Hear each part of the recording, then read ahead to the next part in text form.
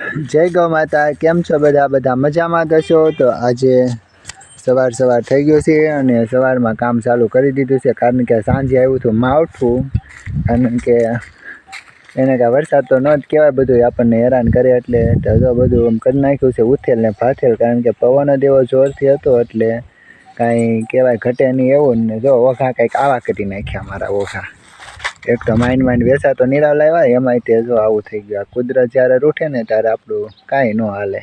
આ બધું ઉડાડી નાખ્યું અને આવી રીતના જો ઊભી કરે છે જાહેર. બસ આવી રીતના હવારના મહેનત કરીએ, પણ આ દા ઘૂસવાઈ ગયો નહીં, નીકળે નહીં. ક્યાં દાદા? આ ઘૂસવાઈ ગયેલું નીકળે નહીં કોઈ વાતે. તો આવી રીતના ઓઘાનું ને એવું બધું કામ ચાલુ છે.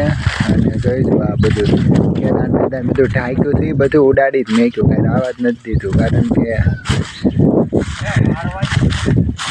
પવન જ બહુ હતો, પણ હવે શું કરશું? કારણ કે દુઃખ પડ્યું હોય ને એને જ ખબર હોય કે કેમ ભેગું કર્યું. મેં આ બધું ભેગું કર્યું ને મને જ ખબર છે કેમ ભેગું થાય.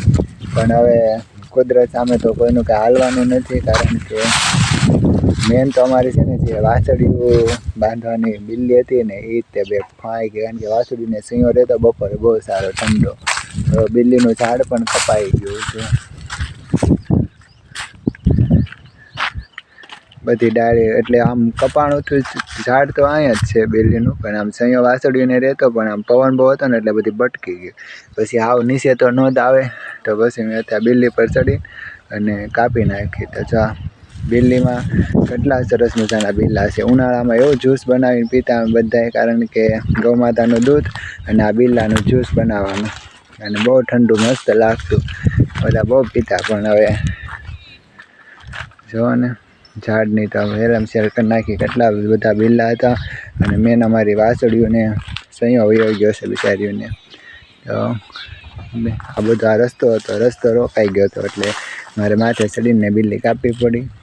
અને વાછડીઓને જો ત્યાં તડક્યો છે, હવે એની માટે કાર્પેટનો કંઈક માંડવો કરવો જ પડશે. કારણ કે સૈયો હતો એ તો વાછડીઓને જતો ગયો.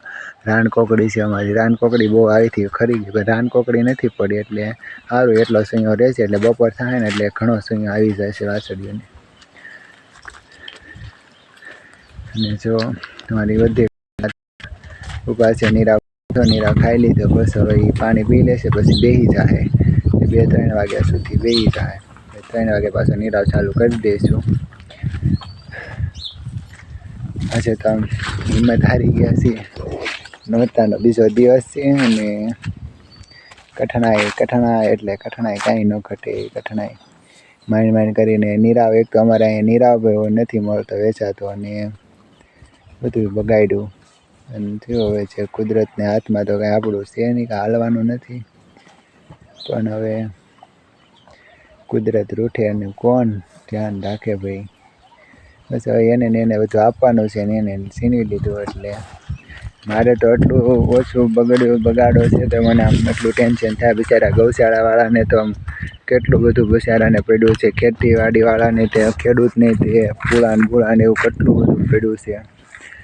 પૂળા વાળેલા, પણ હવે શું કરીએ, અમુકને ઘઉં પાકી ગયા, બાજરી, મજૂરી પૂરા થાય નહીં, ને બિચારાને બધાને ઓલું છે. પણ હવે બસ આવી રીતે અમને સાથ સપોર્ટ આપજો. અમે આવી રીતના બ્લોગ બનાવીએ અને તમને બધી અમારી વાત કરીએ ગામડાની, કે અમારા ગામડામાં જીવન કેવું છે એમ.